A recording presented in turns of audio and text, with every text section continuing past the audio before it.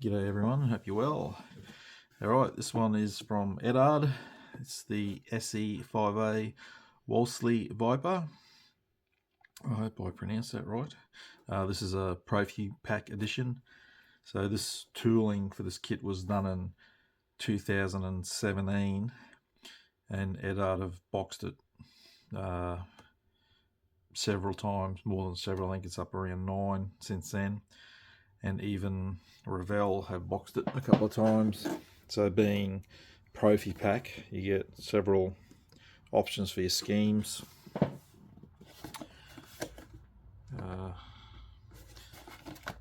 So if you're like me, I love World War I aircraft, but I'm put off by the rigging, which many are, I would assume.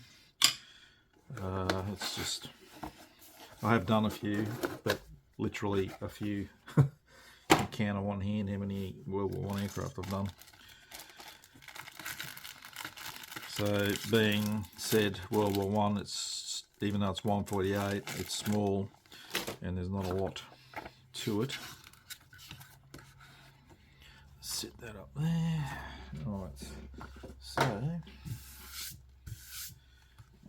Right, so you got the history about the aircraft, your sprues and photo etch sheet. You get a mask sheet as well, and you got clear parts are on the circle sprue. Your colour callouts are in guns, so aqueous and Mr. Colour, so acrylic lacquer. Right, so you're into the cockpit straight up. Being World War One, the interior is a lot of framework that the cockpit area attaches to.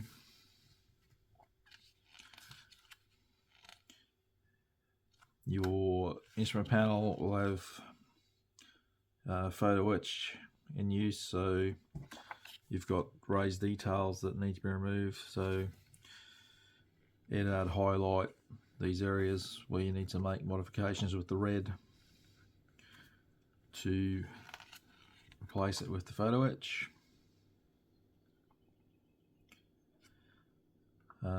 So straight into, once the interior is done with the framework and the cockpit, and you're into painting the inner fuselage walls. We got wood brown and sail colour, which the guns do, the sail colour. I'm sure other brands do as well. So the cockpit's sitting on the wing, and then the fuselage comes in to the sides of that. You have the engine in this kit.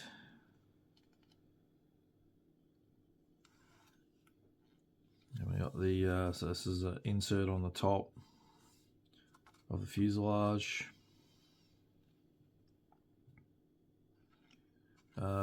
So out of the schemes, you got certain parts may be required to be done differently. So this, if you're doing marking A, you're doing that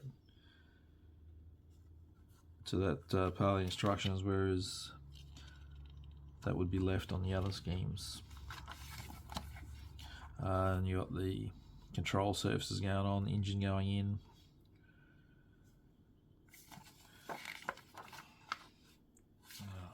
This way now. Guns going in. So the top of the fuselage, which was the area on the previous page. Again, which parts to use. The marking A is different to the others. If we turn this around here, again, you need to know which scheme you're doing for the different parts going in or not going in. You got the top engine cowl, or not cowl really, but the cover over the engine, and you got radiator going on the front. Got some photo etch going on to the wings on the outer area. And you got the struts for the joining lower to top wing.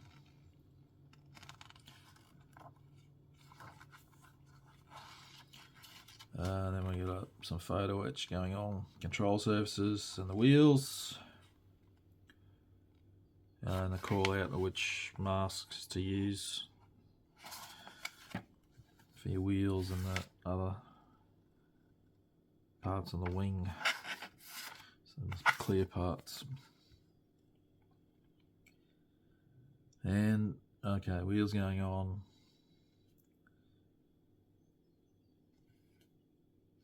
Skid on the rear, the rudder.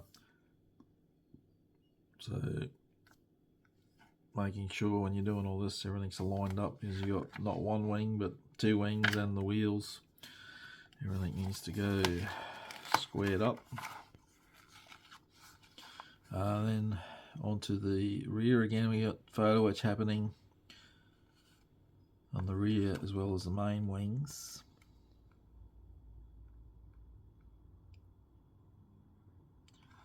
This section is for marking B only, and again call outs here for A, B, C, D or A, B, D, so again careful of what scheme you're doing and what you need to do for that scheme. And then down here again you got marking E only, so just things to be aware of, looking out for. And they have a diagram showing the cables going in, rigging, although to the novice like myself it can be a bit confusing. You're not seeing a lot here, but then they've flipped it on its back, you can see it a bit better.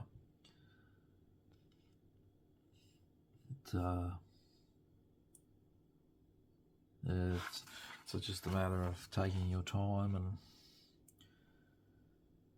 working out what goes where. It's something that, I don't know, myself, I probably wouldn't sit down in one session and do all that, and do my head in, even though it's probably, compared to some, that's probably not a lot. But so schemes. So we got Lieutenant H.J. Burden, 56 Squadron, Valero, France, 1918. So we have his Canadian fighter ace. So you got history of the pilot. And we got marking B, 27th Aero Squadron, United States, 1922. So there's no pilot mentioned here, just the squadron.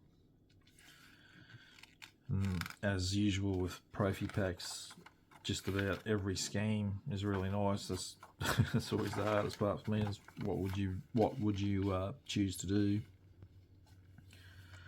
Option C, Second Lieutenant S.C. Elliott, 85th Squadron. That's just short for what? ASCQ, France, 1918. And D, 25th Aero Squadron, 1918. Again, no pilot, just about the squadron. And the last option is very bright. It's red, but it's still got the green wings. So it's Captain D.W. Grinnell Milne, 56 Squadron, Bethencourt, France, 1919. And a history of the pilot. So yes, all very nice schemes. I'm not going to get that out, but that's your masking sheet, which is really, it's just the wheels and those must be clear parts on the wings, is it? Yeah.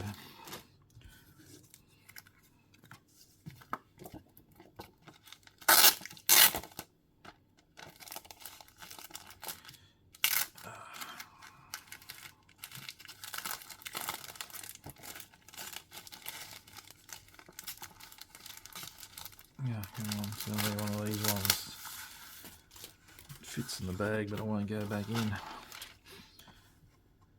Decals are very nice, and these ones are Cartograph. It says, and they're printed by Cartograph, so they're not the in-house Eduard ones, I'm assuming. Colours are very vibrant, very nice. This is one of the appealing things of World War I aircraft, as well as the colours. It's not so much camouflage back then, but it's like, look at me. So, yeah, the photo etch, it's, even though it doesn't look coloured, it is coloured, so this area is coloured, and these parts that sit on the wings, I don't know if they're lights on the wings. They look pretty big for lights, or what their purpose is, but there is clear parts, so you can see there's two different colours on that piece, so I'm assuming you wouldn't paint them. And all your instrument dials there, lots of fun. So cutting them out, and then you glue them onto the instrument panel. That sort of thing I use to, going off track here, this is supposed to be the kit review, a wax pencil that picks up parts like that, or you can get these things, they're like sticky. They work, that loses its tack though, but these, if you keep them sharp, they work well, and they're cheap as. I bought like 5 of them for $2 or something on Fleabay.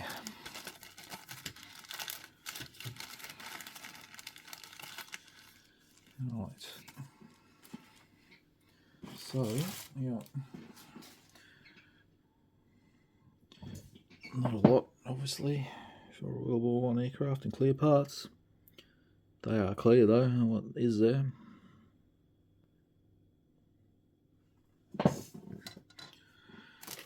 Yeah, right.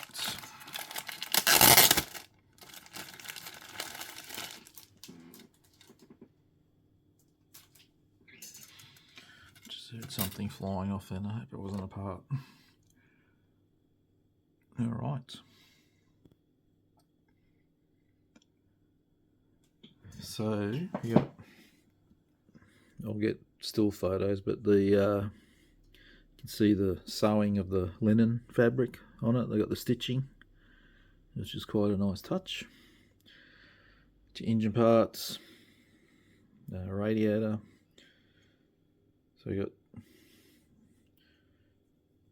2 styles of propellers there. I didn't pay that much attention when I was looking at the instructions as to which one you'd be using.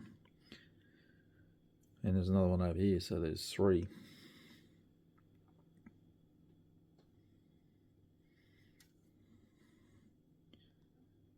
And you got interior. So it's still nice. What's it? Oh, it's only 7 years old, I suppose, the tooling, but it's nice and crisp.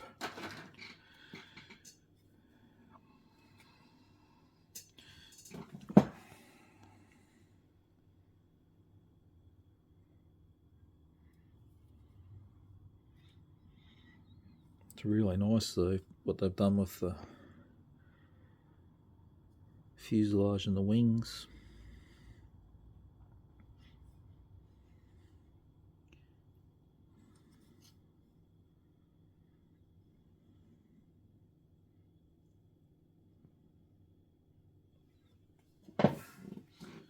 Right, so there you go. I only recently bought this one, but I don't know if they've reboxed it this year or it was just old stock, but like I said, they've boxed it heaps. But I'd like to say I'm going to build it, but I don't know. I go through phases. I buy, getting in the mood for World War I gear, and this is probably not the first time I've had one of these in my stash, and I sell it on or whatnot. But anyway, I'll see what happens. That gives you a look at what you're getting anyway if you're interested in buying one. I'll take some stills now. Thanks for watching.